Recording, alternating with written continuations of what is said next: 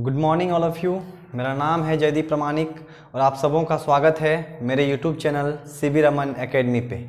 तो हम लोग क्लास 12 का पहला चैप्टर स्टार्ट कर चुके थे जो था इलेक्ट्रिक चार्जेस एंड फील्ड। अब हम इसमें एक मेन टॉपिक आज पढ़ाएंगे, वो है कूलम्स लॉ। कौन सा लॉ होगा? Coulomb's law. आपको पता होगा कूलम कौन थे। कूलम एक साइंटिस्ट थे जिन्होंने सबसे पहले किसका खोज किया था? उन्होंने किसका खोज किया था? चार्ज का, आवेश का खोज किन्होंने किया था? कूलम्स ने। तो कूलम्स ने अब अपना नियम दिया है। लॉ का मतलब होता है नियम।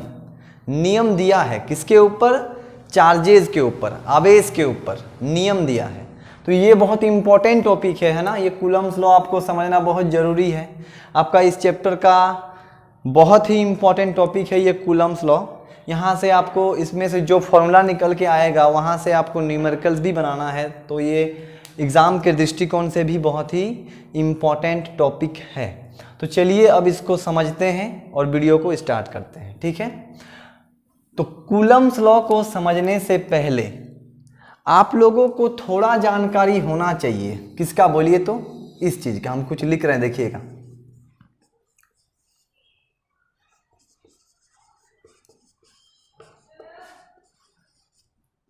डायरेक्टली प्रोपोर्शनल का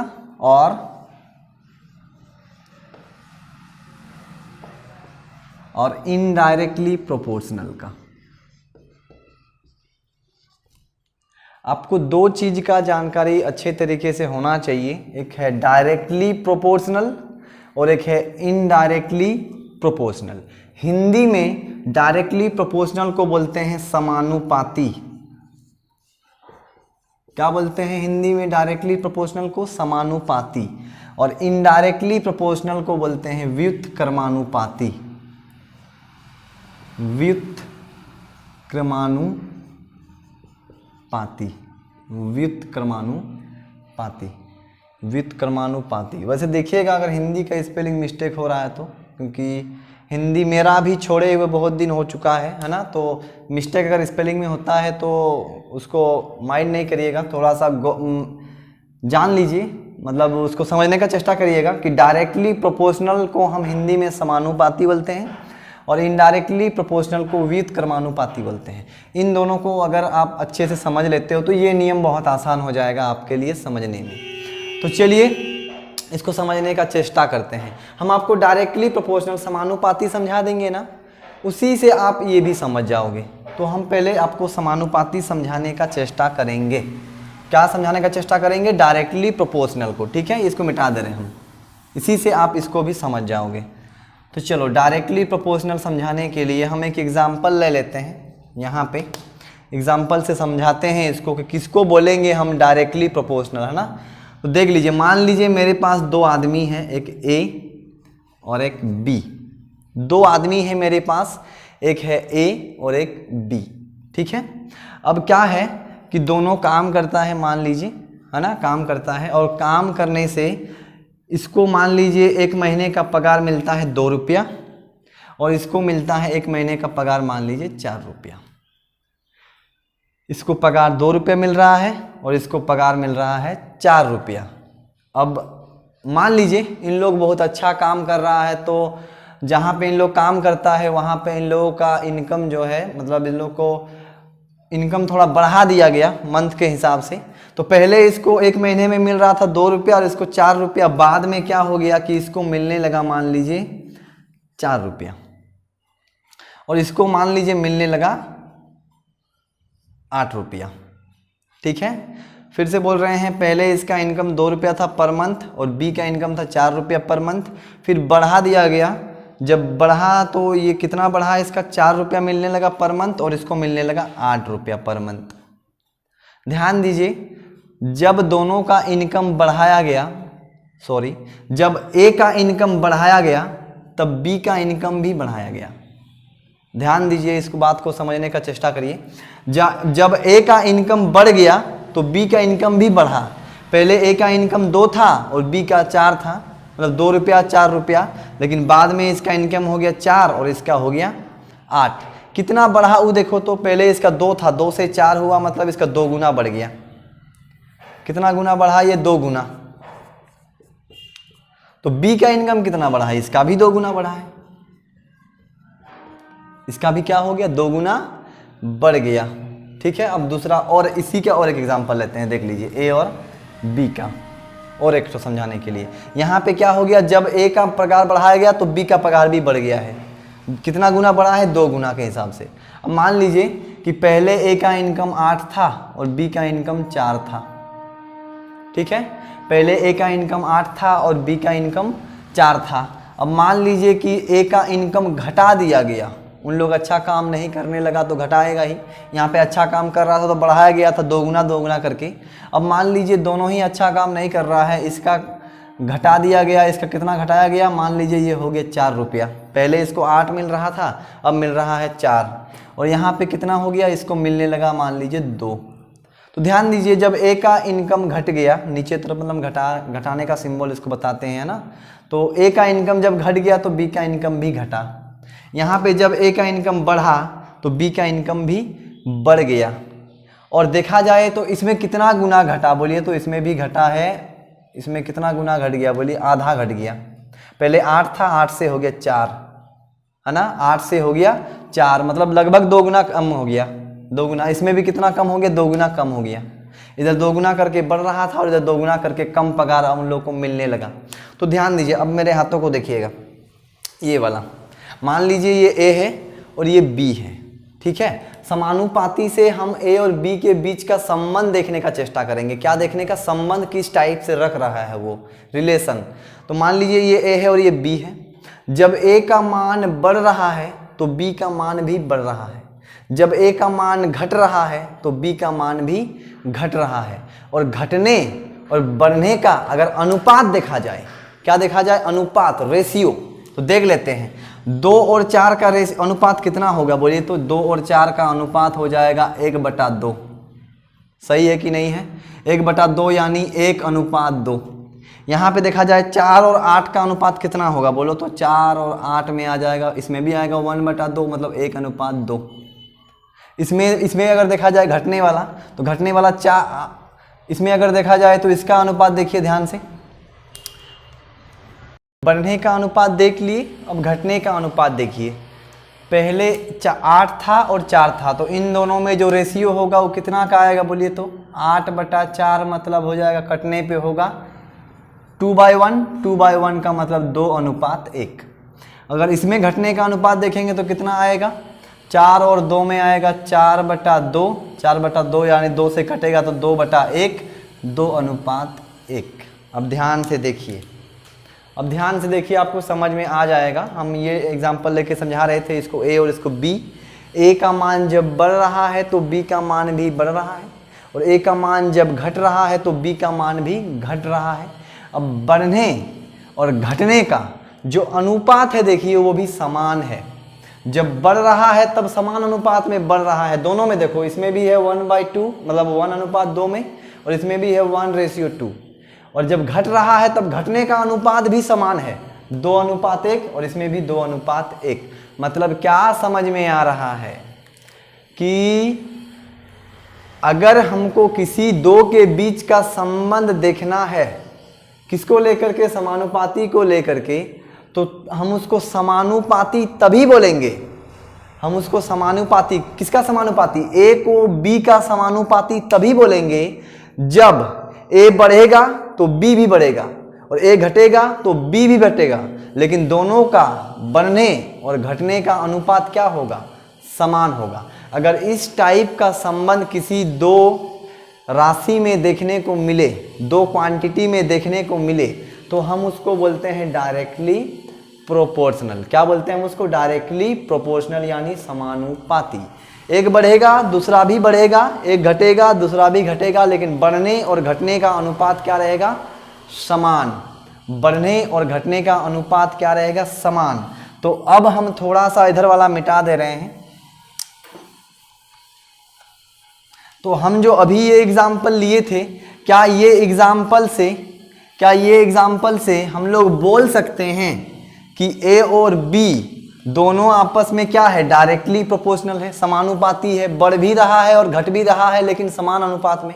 तो हम बोल सकते हैं ना, ए और बी क्या है, आपस में डायरेक्टली प्रोपोर्शनल यानी समानुपाती है। और डायरेक्टली प्रोपोर्शनल के लिए हम यूज करते हैं ये सिंबल ऐसा, ए समानुपाती बी। ए किसका समानुपाती है? बी का। इसको हम बोलते हैं समानुपाती और इंग्लिश में डायरेक्टली प्रोपोर्शनल। ये हम ये यूज करते हैं, ए समानुपाती बी। समझ रहे हैं? और अगर हमको समानुपाती का चिन्ह हटा करके बराबर देना है, इक्वल का चिन्ह देना है, हम थोड़ा इधर मिटा देंगे। अगर हमको, इसको हम नीचे थोड़ा लिख दे रहे हैं, क्या क्या था यहाँ पे देख लीजिए। यहाँ पे जो लिखा हुआ था वो तो 2 4 फिर 4 और 8, यहाँ देख लीजिएगा। अगर हम इस समानुपाती का चिन्ह को हटा करके क्या लगाएं? बराबर।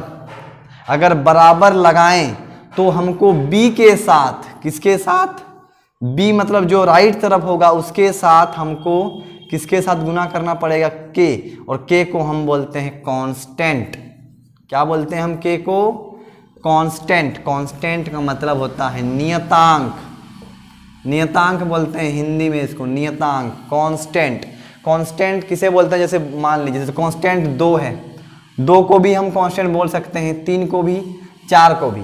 कांस्टेंट क्यों बोल सकते हैं? क्योंकि इसका मान नहीं बदलेगा। अगर मेरे घर में 2 को 2 पढ़ेंगे तो आपके घर में 2 को 4 नहीं पढ़ा जाएगा, 2 ही पढ़ा जाएगा, उसका मान चेंज नहीं होगा। हम उसको बोलते हैं कांस्टेंट। तो ये बात याद रखिए कि समानुपाती किसे बोलते हैं? जब बढ़ने और घटने का अनुपात क्या होगा? दोनों के बीच में समान होगा। और उसका सिंबल ये वाला है। इस सिंबल को हटा करके अगर हमको बराबर का चिन्ह लगाना है तो बी के साथ किसको गुना करना पड़ेगा? के को गुना करना पड़ेगा। के का मतलब होता है कांस्टेंट। तो डायरेक्टली प्रोपोर्शनल अगर आप समझ गए हैं तो इनडायरेक्टली प्रोपोर्शनल को भी थोड़ा समझा दे रहे हैं, वो तो अभी आप समझ जाओगे। Indirectly, indirectly proportional, indirectly proportional. Indirectly proportional को हिंदी में बता चुके हैं, व्युत्क्रमानुपाती होता है। और ये क्या होता है सुन लीजिए। मान लीजिए मेरे पास ये हो गया ए और ये हो गया बी, ठीक है। इसमें क्या हो रहा था? एक बढ़ रहा था तो दूसरा भी बढ़ रहा है, एक घट रहा है तो दूसरा भी घट रहा है, और दोनों का अनुपात क्या है? समान है। लेकिन इसमें थोड़ा अलग होगा, इनडायरेक्ट होगा, सीधा सीधी नहीं होगा, इनडायरेक्ट। इनडायरेक्ट मतलब समझ लीजिए, मान लीजिए ये ए और ये बी। मान लीजिए ए का मान बढ़ गया तो बी का मान बढ़ेगा नहीं, घट जाएगा, उल्टा होगा, इसका उल्टा। अगर ए का मान बढ़ जाता है तो बी का मान क्या होगा? घट जाएगा। और मान लीजिए कि पहले मान लीजिए कि दोनों बराबर, मान लीजिए दोनों इस टाइप से है, ए और बी। मान लीजिए ए और बी ले लेते हैं हम। अब क्या हो गया? ए बढ़ गया, मान लीजिए ए 2 गुना बढ़ गया, पहले से कितना बढ़ गया? 2 गुना। पहले अगर उसका मान 2 था तो 2 से वो 2 गुना मतलब 4 हो गया। और तब बी क्या होगा? बढ़ेगा नहीं, घटेगा। कितना गुना घटेगा? 2 गुना। जितना गुना ये बढ़ा है उतना ही गुना ये घट जाएगा। और अगर मान लीजिए एक चीज घट गया तो दूसरा चीज बढ़ जाएगा उसी अनुपात में। समझ रहे हैं? तो इसी का उल्टा होता है इनडायरेक्टली प्रोपोर्शनल। डायरेक्टली प्रोपोर्शनल में अगर 2 के बीच का संबंध देखना है तो एक बढ़ने पे दूसरा भी बढ़ेगा, एक घटने पे दूसरा भी घटेगा, लेकिन समान अनुपात में। लेकिन इनडायरेक्टली प्रोपोर्शनल में अगर एक बढ़ गया तो दूसरा घट जाएगा, और अगर एक घट गया तो दूसरा बढ़ जाएगा। यही होता है दोनों में अंतर और दोनों का मतलब। अब जैसे मान लीजिए, अब हम क्या बोल दिए कि मान लीजिए मेरे पास ए है और बी, और बोला गया कि ए और बी जो है आपस में कैसा है? Indirectly proportional. क्या बोला गया? ए और बी आपस में कैसा संबंध रखता है? इनडायरेक्टली प्रोपोर्शनल, मतलब व्युत्क्रमानुपाती। मतलब एक अगर बढ़ेगा तो दूसरा घटेगा, और एक घटेगा तो दूसरा बढ़ेगा। इनडायरेक्टली प्रोपोर्शनल है तो उसके लिए जो सिंबल होता है वो ऐसे का ऐसा ही होता है, प्रोपोर्शनल का प्रोपोर्शनल। लेकिन राइट साइड में अब हमको यहाँ देना पड़ेगा 1/b। यहाँ पे 1/b नहीं दिए हैं, यहाँ देना पड़ेगा 1/b। b नीचे देंगे, 1 को ऊपर देंगे। यहाँ पे अगर ध्यान दिया जाए तो यहाँ पे b और नीचे कुछ नहीं है, मतलब 1, मतलब यहाँ पे 1 नीचे है और b ऊपर है। लेकिन इनडायरेक्ट में उल्टा होगा इसका, अब 1 ऊपर चल जाएगा और b नीचे आ जाएगा। ये होता है सिंबल इनडायरेक्टली प्रोपोर्शनल का। अब इसमें भी अगर हम समानुपाती ये जो चिन्ह है इसको हटाएंगे बराबर, तो इसमें भी हमको क्या देना पड़ेगा? के को गुना करना पड़ेगा, जिसको हम बोलते हैं कांस्टेंट। के को गुना करना पड़ेगा, जिसको हम क्या बोलेंगे? कांस्टेंट बोलेंगे। अब थोड़ा सा ये भी बता दें कि के को गुना क्यों करेंगे। चलिए थोड़ा समझ लेते हैं, के को गुना क्यों करेंगे। के गुना करना क्यों जरूरी है, मतलब ये हटा देने पे बराबर दिया जाएगा तो के गुना क्यों होगा। तो देख लीजिए, हम समानुपाती वाला में ये लिखे हुए थे ना, पहले 2 रुपया था, 2 रुपया से बढ़ गया था 4 रुपया, फिर इधर था, इधर हो गया 4 रुपया, 4 रुपया से बढ़ गया इसका 8 रुपया, है ना। तो यहाँ देखिए ये ए का था और ये बी का था। क्या ए और बी आपस में बराबर है? देखो तो पहले 2 था, ये 4, 2 और 4 बराबर नहीं होता है, 4 और 8 भी बराबर नहीं होता। ए और बी क्या था? समानुपाती था, बता रहे थे, है ना, समानुपाती था। अगर पहले 2 था तो 2 से बढ़ गया 4 और 4 से बढ़ गया 8, मतलब ये बढ़ा तो ये भी बढ़ा, तो ये आपस में क्या है? समानुपाती है। लेकिन अब अगर a बराबर b लिखेंगे हम, अगर a के जगह पे b लिखेंगे तो क्या हमको यहाँ पे k मतलब कांस्टेंट का गुना करना नहीं पड़ेगा? एकदम पड़ेगा। 2 को क्या हम 4 के बराबर लिख पाएंगे? नहीं, 2 4 के बराबर तभी होगा जब हम यहाँ पे गुना करेंगे 1/2। अब ये कट जाएगा और कट करके आंसर आएगा 2। 4 को 8 से गुना कब करेंगे? जब हम इसको लिखेंगे 1/2 से करेंगे गुना। कितना से करेंगे? 1/2 से। अब ये हो जाएगा 4। यही बात था कि अगर हमको वो समानुपाती ये चिन्ह को हटाना है और बराबर लगाना है तो कांस्टेंट से क्या करना पड़ेगा? गुना करना पड़ेगा। तो अब चलिए, आप डायरेक्टली प्रोपोर्शनल और इनडायरेक्टली प्रोपोर्शनल आपको समझा दिया गया। अब हम स्टार्ट करते हैं कूलम्स लॉ को। अब हम क्या स्टार्ट करेंगे? Coulomb's law. तो समझा देते हैं। सबसे पहले आपको पता होगा कूलम लॉ जो है, इसको हिंदी में कूलम्स लॉ का मतलब नियम होता है। कूलम्स खोज किया था चार्ज का, और अपना नियम भी किसके ऊपर दिया है? चार्ज के ऊपर।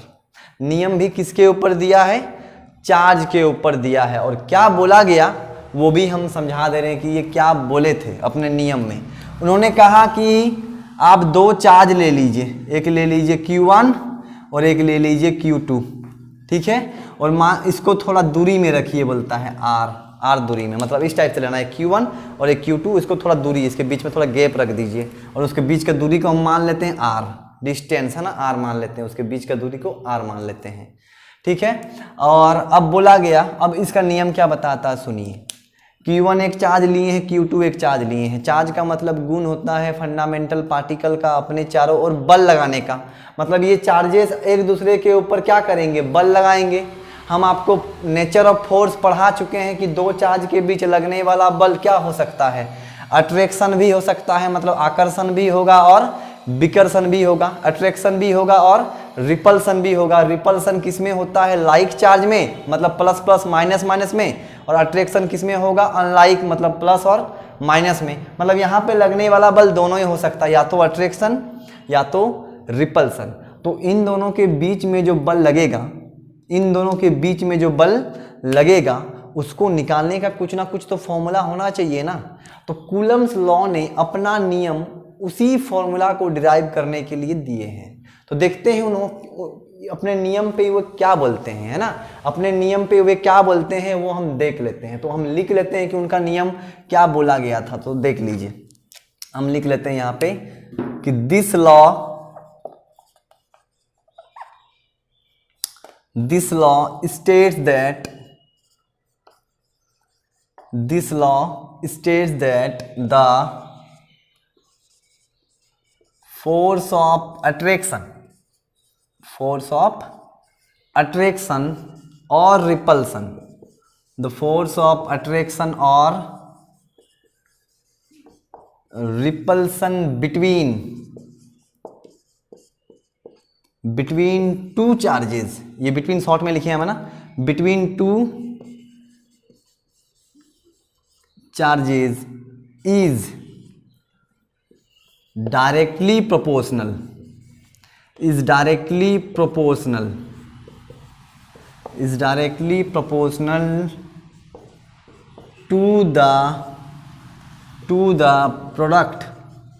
to the product of charges and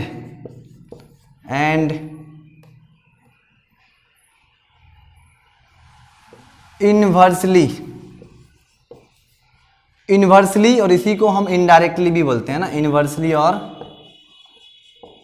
indirectly, जो बोलिएगा आप। और कहाँ रुके, थोड़ा रुकिए। This law states that the force of attraction और repulsion between two charges is directly proportional to the product of charges and inversely proportional to the square square of distance between them, square of distance between them. ये इन्होंने अपना नियम पे लिखा था। ये नियम था दो चार्ज के बीच में जो लगने वाला बल होता है, आकर्षण और विकर्षण, वो क्या होता है वो ये बताया गया है। हम इसको हिंदी में समझा देते हैं, देख लीजिए। दिस लॉ स्टेट्स दैट, मतलब ये नियम बताता है कि, है ना, इस लाइन का उच्चारण आप ऐसे करोगे, ये नियम बताता है कि द फोर्स ऑफ अट्रैक्शन और रिपल्सन, द फोर्स, दो बार लिख चुके हैं, इसको मिटा दे रहे हैं। द फोर्स ऑफ अट्रैक्शन और रिपल्सन बिटवीन टू चार्जेस, दो चार्ज के बीच, बिटवीन का मतलब क्या होता है, के बीच, दो चार्ज के बीच लगने वाला आकर्षण और विकर्षण बल, दो चार्ज, ये नियम, ये इसको पहला लाइन का मतलब है, ये नियम बताता है कि दो चार्ज के बीच लगने वाला आकर्षण मतलब अट्रैक्शन और रिपल्सन जो फोर्स होगा वो क्या होगा, डायरेक्टली प्रोपोर्शनल, समानुपाती होगा। किसका समानुपाती, टू द प्रोडक्ट, प्रोडक्ट का मतलब गुणनफल, to the product of charges, product of charges मतलब जो चार्ज है, चार्ज कौन कौन है, Q1 और Q2, इसका गुणनफल का क्या होगा, इसका गुणनफल का होगा डायरेक्टली प्रोपोर्शनल। मतलब दो चार्ज के बीच लगने वाला जो बल होगा वो दो चार्ज का गुणनफल, दो चार्ज का गुणनफल मतलब क्या हो गया, Q1 गुना Q2, यही होता है गुणनफल। इसका क्या होगा, बल समानुपाती होगा, बल इसका क्या होगा, समानुपाती, यही सिंबॉलिज करते हैं ना, बल जो होगा वो किसके समानुपाती होगा, Q1 गुना Q2 का समानुपाती। मतलब हम समझा चुके हैं, फिर से और समझाएंगे बाद में, रुकिए।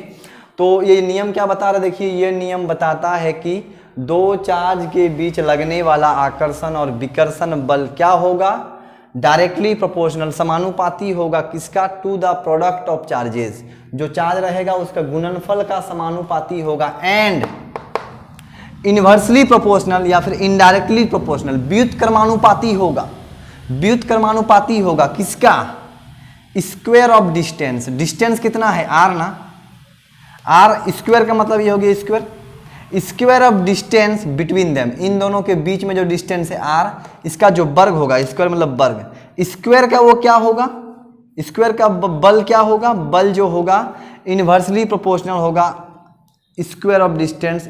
इनवर्सली के लिए हम लगाते हैं 1/r स्क्वायर, 1 ऊपर जाता है और डायरेक्टली में 1 नीचे रहता है, यहाँ पे कुछ नहीं है, मतलब 1 है।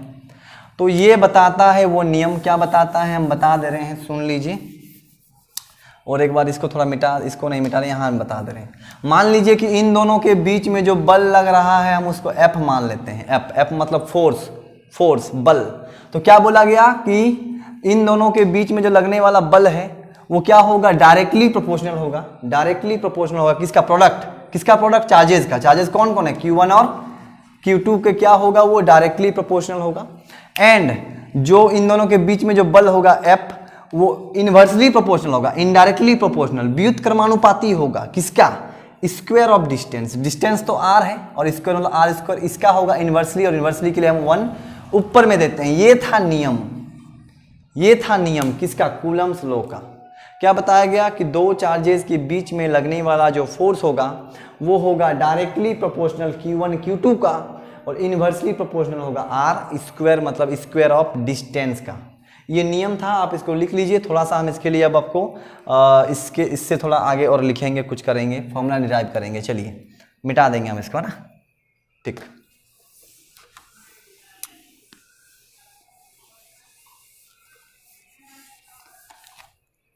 तो चलिए यहाँ पे हम दो चार्ज ले लेते हैं, एक Q1 और एक Q2, और दोनों के बीच का दूरी कितना है, r है। दोनों के बीच का दूरी को हम मान लेते हैं r, और मान लेते हैं कि Q1 कहाँ पे है, पॉइंट A, एक पॉइंट लेते हैं, पॉइंट A पे है Q1, और Q2 कहाँ है, पॉइंट B पे है, हो गया। और इन दोनों के बीच में जो बल लग रहा है वो क्या है, F। आपको बता दें चार्जेस के बीच में जो बल लगता है उसको हम बोलते हैं इलेक्ट्रोस्टैटिक फोर्स, याद रख लीजिएगा इसको भी, है ना, ये स्पेशल नाम है इलेक्ट्रोस्टैटिक फोर्स, इलेक्ट्रोस्टैटिक फोर्स। और कोई कोई इनको कूलम फोर्स भी बोलता है, कूलम फोर्स, है ना, कूलम फोर्स दोनों ही बोला जाता है। चार्जेस के बीच में लगने वाला जो बल होता है या तो उसको बोलते हैं इलेक्ट्रोस्टैटिक फोर्स या फिर कूलम फोर्स। अब इसी बल के ऊपर कौन नियम दिया, कूलम ने। क्या बोला गया कि चार्जेस के ऊपर लगने वाला जो बल होगा मतलब F, वो क्या होगा, डायरेक्टली प्रोपोर्शनल, किसका directly proportional, product of charges मतलब Q1 और Q2 का, Q1 और Q2 का क्या होगा, वो डायरेक्टली प्रोपोर्शनल होगा। इसको हम इक्वेशन 1 मान लेते हैं। एंड दूसरा क्या बोला गया, जो बल होगा वो क्या होगा, इनडायरेक्टली प्रोपोर्शनल। इनडायरेक्टली किसका होगा, स्क्वायर ऑफ डिस्टेंस, डिस्टेंस कितना है r, इसका स्क्वायर का वो होगा इनडायरेक्टली प्रोपोर्शनल। इसको मान लेते हैं 2, इसको क्या मान लेते हैं हम, 2 मान लेते हैं। अब अगर इक्वेशन 1 और 2 को मिला दिया जाए, कंपेयर किया जाए, है ना, मिला दिया जाए तो हमको क्या मिलेगा, लेफ्ट में तो F है तो F मिलेगा, बीच में तो ये सिंबल है, ये मिल जाएगा सिंबल, यहाँ पे है Q1 Q2 और यहाँ पे है 1/r²। फिर से बोल रहे हैं, लेफ्ट तरफ F मिला, F F F, यहाँ पे यही सिंबल है तो एक तो लेना है, Q1 Q2 यहाँ मिला और यहाँ पे मिल गया 1/r²। अब इसको अगर अच्छे तरीके से किया जाए तो हमको इस टाइप का मिलेगा, F का F, ये प्रोपोर्शनल का प्रोपोर्शनल, 1 देखो Q1 Q2 1 के साथ गुना हो जाएगा तो बनेगा Q1 Q2/r² हो गया। अब हम इधर लिख दे रहे हैं थोड़ा सा, Q1 Q2/r², ये मिला। अब हमको पता है अगर ये मेरे को प्रोपोर्शनल हटा देना है, ये प्रोपोर्शनल हटा देना है तो क्या देना होगा, बराबर देना होगा। अगर हम प्रोपोर्शनल को हटा करके बराबर देते हैं तो किससे गुना करना पड़ेगा, K से, K, तो K के लिए हो गया किसके साथ, ये राइट साइड में जो है, तो राइट साइड में कौन है, Q1 Q2/r²। यही है फॉर्मूला किसका, दो चार्ज के बीच लगने वाला बल। F का मतलब क्या, फोर्स, बल, तो दो चार्ज के बीच लगने वाला बल क्या होता है, K, Q1 Q2/r², जहाँ पे Q1 क्या है, पहला चार्ज, Q2 क्या है, दूसरा चार्ज, और R क्या है, डिस्टेंस, उन दोनों के बीच का डिस्टेंस। यहाँ पे लिख लीजिए थोड़ा सा, वेर, जहाँ, वेर, हम K को क्या बोलते हैं, K को बोलते हैं कूलम कांस्टेंट। K को क्या बोलते हैं, कूलम कांस्टेंट। कूलम के नियम में ये कांस्टेंट लगाया गया, वैसे है तो ये कांस्टेंट ही, इसका नाम बोला जाता है कूलम कांस्टेंट। और बता दें K का जो मान होता है फ्री स्पेस में, फ्री स्पेस मतलब हवा में K का जो मान होता है वो होता है 9 × 10⁹ न्यूटन मीटर स्क्वायर पर coulomb square, newton metre square पर कूलम स्क्वायर। ये है SI यूनिट, ये क्या है, SI यूनिट, SI मात्रक है। किसका SI मात्रक है, K का, मतलब कूलम कांस्टेंट का SI मात्रक। आपको बता दें यहाँ से बहुत सवाल पूछता है कि K का वैल्यू कितना होगा, तो K का मान इतना होता है 9 × 10⁹ न्यूटन मीटर स्क्वायर पर कूलम स्क्वायर। और ये जो है, जो लिखे हैं हम बाद में, ये क्या है, इसका मात्रक है, किसका मात्रक, K का। अब हम लोग कल नेक्स्ट वीडियो लाएंगे जिसमें K के ऊपर बहुत बात होगा कि कूलम कांस्टेंट का मान क्या हर बार समान ही रहेगा कि बदलेगा, ये मान किसके लिए दिया गया है, मतलब किस माध्यम में दिया गया है, हवा में, पानी में, देखेंगे कल, इसके बारे में चर्चा करेंगे हम। तो आज कूलम्स लॉ बहुत ही इंपॉर्टेंट टॉपिक था। आपको यहाँ पे एक देखिए फॉर्मूला मिल गया, दो चार्ज के बीच लगने वाला बल जो होगा वो किसके बराबर होगा, K, Q1 Q2/r² के कैसे निकलेगा, वो नियम के अनुसार। जो नियम क्या बताता है कि this law states that the force of attraction और repulsion between two charges is directly proportional to the product of charges मतलब Q1 and Q2, and inversely proportional to the square of distance, that means 1/r², है ना। इसका क्या होता है, inversely proportional होता है r² का और डायरेक्टली प्रोपोर्शनल होता है Q1 Q2 का। वहीं से हम निकाले हैं, ये देखो, ये डायरेक्टली प्रोपोर्शनल और ये इनवर्सली, दोनों को मिला देने पे हमको ऐसा मिलता है। और इस साइन को हटाने के लिए अगर बराबर देंगे तो हमको गुना करना पड़ेगा K को, और K को बोलते हैं कूलम कांस्टेंट। तो चलिए आज का वीडियो इतना ही, कल हम और लाएंगे वीडियोज़ आपके लिए, तो देखते रहिए। चलिए मिटा देते हैं, आज का क्लास इतना ही है ना, कल और करेंगे, ठीक।